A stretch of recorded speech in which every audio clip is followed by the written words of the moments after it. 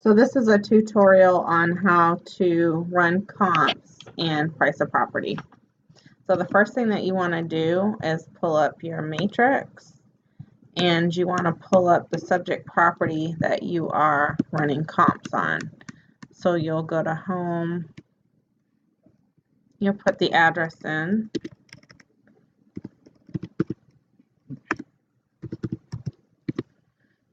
and then if it's not actually listed, you can always pull it up in Realist Tax. So if it's never been listed in MLS previously, you can always pull it up in Realist Tax. Can you see it okay? So we're going to pull up the most recent listing for the property, and then we're going to pull up another matrix window that we're going to run our comps on. So you always want to pull up your stagnant window first, because matrix doesn't allow you to have two active windows working at the same time. So since this is going to stay the same, we're going to pull up a new window. We're going to do search residential quick. We're going to copy and paste this address into here. Take out the spaces at the beginning, and then it's in Duncanville. Okay, so the biggest deals when it comes to pricing is proximity to subject, square footage, age, and how long ago it sold. Those are the four biggest things that you're going to look for. So right now, within a quarter of a mile, before we put anything in, there's only one match. So the area is a little bit slow. We're going to take out the active ones for now, and then we're going to extend the 90 to 180. So that gives us an additional one, and we'll probably pull this out to a half a mile just for now. So that gives us 7. And then we're going to look at our square footage. So the subject is 2129. So for square footage, the max you want to go out is, so you want to do a range from 200 square feet all the way up to 25% of the square footage of the subject property. So we're going to take 2129 and we're going to multiply it by 25%. That's 532. So we'll basically be able to go between 200 and 532. Now, I say 200. Of course, if you can find a house that's within 10 square feet of this, we're going to use it, because the more similar, the better. But I always start with like around 200, because that tells me, like, I can do it quick. Okay, 200 less, 200 plus, and I can price a property pretty quickly just knowing that. So it would be 1929 with the 200, and then 2329 there. Now there's 0, so I'm probably going to have to take it out to that 500. So 15 to 26. No, yeah. Okay, so that gives us 3. And then it was built in 1969. So in terms of the age, you're going to take the age, not the year built. So you're going to have to calculate what the age of the property is, because you're always going to be given the year built in matrix. So if the house was built in 1969, we're going to take the current year, 2017, minus 1969. And that tells us it's 48 years old. So we're going to take the age times 0.33. So when it's an older home, like it's not in the 2000s, I usually start off with like a newer home, I'm going to go out 2 years. So I'll do 200 and then 2 years, just quick, when I'm trying to just do a quick evaluation. When it's an older one, like older than the 70s, I'll usually do 5 years plus or minus, just to see if anything comes up. But I know if I take 48 times 0.33, which is our 33%, my phone is locking up, times 0.33, that's 15 years. So worst case scenario, I can go up to 15 years. and they're still going to be similar, okay? So let's just do a 5-year, so that would bring us down to 1964 to 1974. Now, 0 matches come up. So I'm going to do one other thing. I'm going to take the proximity. On a suburban area, you can go up to a mile from the subject, okay? So 5 matches came out when I went up to a mile. I'm just going to look at these matches and see if they're similar. So the first thing I'm going to look at is the subdivision. So this property is in Irving Kessler. And then there's all of these that are in that same subdivision, okay? This one is pending. These ones have sold. So I'm going to look at this one. So our subject is 2129 square feet. This one's 2167. Ours was built in 69. This one's newer in 74. Ours has 3 bedrooms, 2 baths. This one has 3 bedrooms, 2.5 baths. Now let's look at the inside of the property because the condition is going to play a major role. So hasn't really been updated, but it's in decent condition, okay?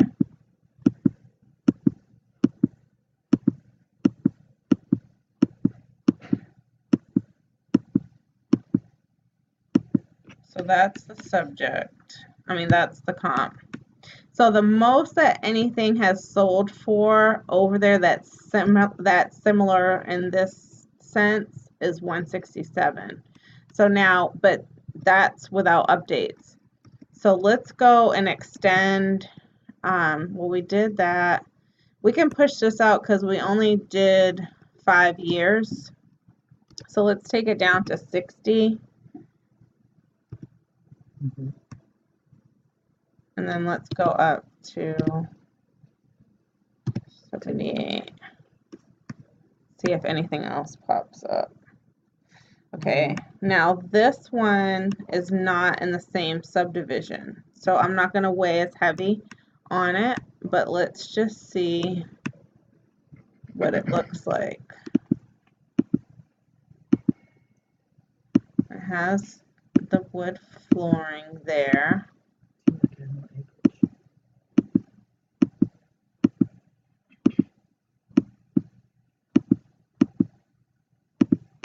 No real updates. Wood floor. Those are like original, and it does have a pool. It is sitting on 2 acres. So this one is not going to be very comparable. What we can do, so our acreage is 0.3. So we'll put in 0.5 or less under acreage. And then let's just go out a year, just because the market hasn't changed too much in the last year. I'm going to put this subdivision in here as well. And I'm going to put a little asterisk.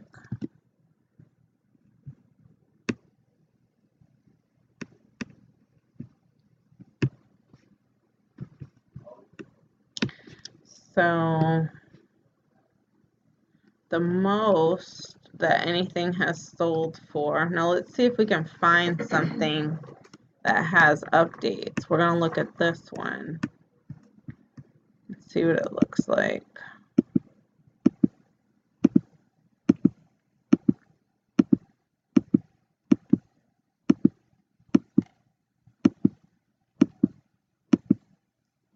These are horrible pictures. That's why we do professional photography. So granite countertops, updated flooring, updated appliances. The cabinets, they either antiqued them or replaced them. It's a kitchen nook. Let's see what the bathrooms look like. That one doesn't look like it's been updated.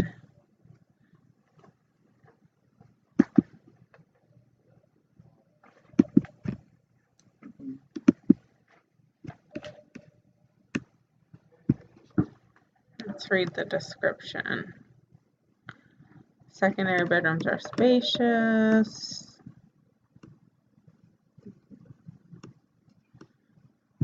Okay. Now, one other thing is the proposed financing is cash or conventional. So what that tells me is the condition, it needs some work. If you're only going to go cash or conventional, then it probably needs work. Otherwise, you would market it to everybody because it falls within the price range of a VA and an FHA, right? So it has more bedrooms, it has more bathrooms, it's around the same age, it's a little bit bigger, but it needs a little bit of work, and it's sold for $180. In my opinion, and this is just based on, oh, but the weird thing is, wait, hold on. Unless he didn't put it in here correctly. He says cash or conventional, but then when you look at the financing, it says VA. So I would have to get clarification from the listing agent. I would ask, hey, what was the condition like? Because if it needed updates, then that means we could have some wiggle room with our pricing. So what you would want to do is be able to find a house that has updates. But if you can't, then you have to make adjustments. So let me just do,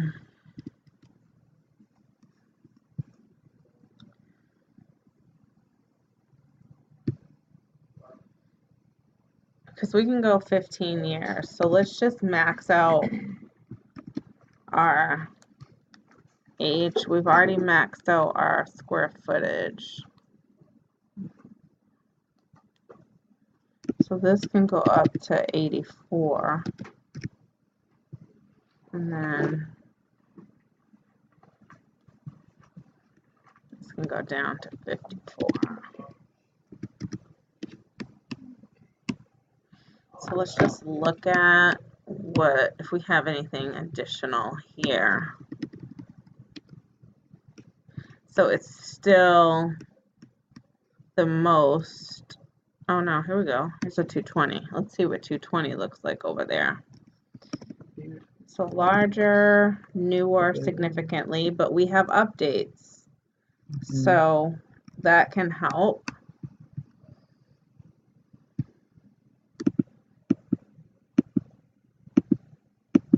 This is what 220 looks like. So updated flooring.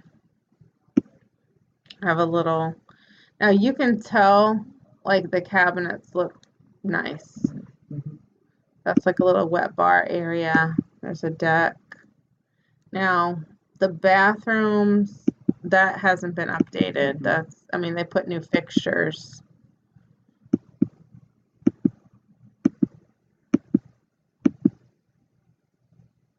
Kitchen is really small. It's like a galley style. And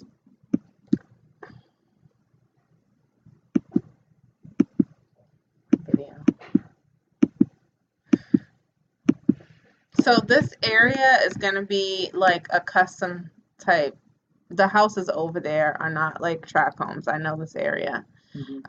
They're custom homes. They're all going to be, there might have been certain builders that built over there, but they're not going to be similar to the others.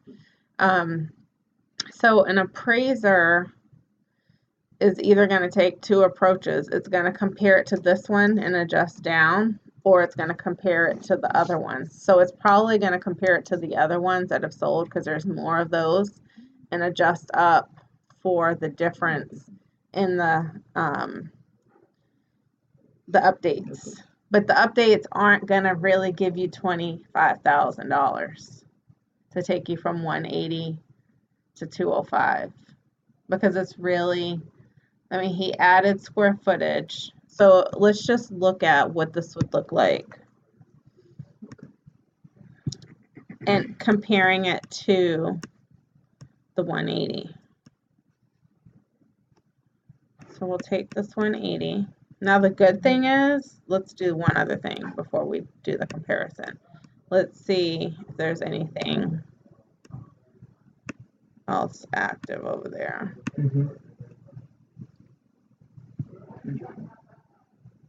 So there's one for 179. Let's see what it looks like and how long it's been on the market. It's been on the market 4 days. See, this is the type of stuff that you talk to sellers about, because once spring, and today is the first day of spring, once spring and summer hit, you're going to see more and more houses come on the market. And that hurts a seller because now you have more competition, and now the supply is higher, demand is lower, pricing is lower, right?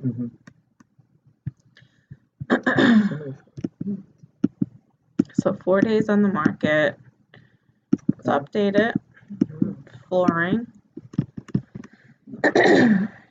Kitchen, they have the flooring. They kept the original cabinets. They kept the countertops. So they basically like painted cabinets, put new flooring, put new appliances. So they kind of did a mini update.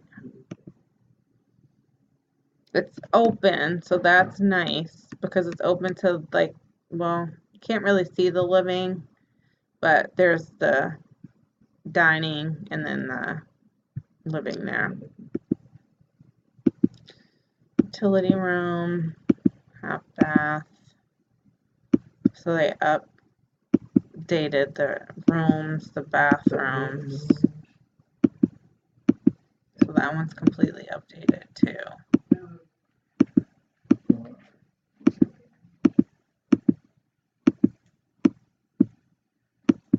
I got the back, so it's same subdivision, 3 bedrooms, 2.5 baths. Ours is 3.2. Similar, but ours is a little bit larger. Similar in age, but theirs is newer and it's completely updated. So it's important for you to look at the competition.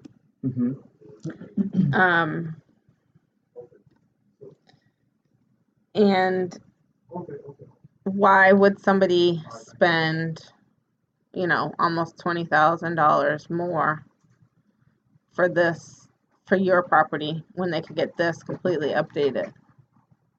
You know what I mean? You might go look at this house, because you can go preview it. I mean, you can schedule and go look at it and see how it compares to the other one. And you might take your seller over there after you look at it and just say, why would somebody pay, $20,000 more for that? So it seems, let's run a quick analysis on, oh no, but I don't have a car.